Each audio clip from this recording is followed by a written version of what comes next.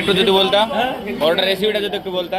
Recipe হ্যাঁ recipe কি কাকে কিভাবে বানাও, কিভাবে কি ওটা করো? বাড়ি যাবেই দেখবে, বাড়ি গিয়ে দেখতে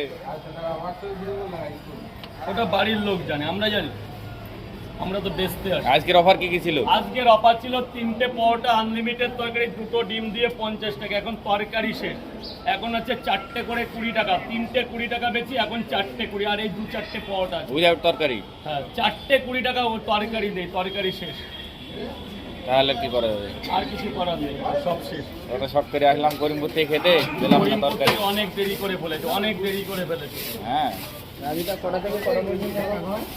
হ্যাঁ,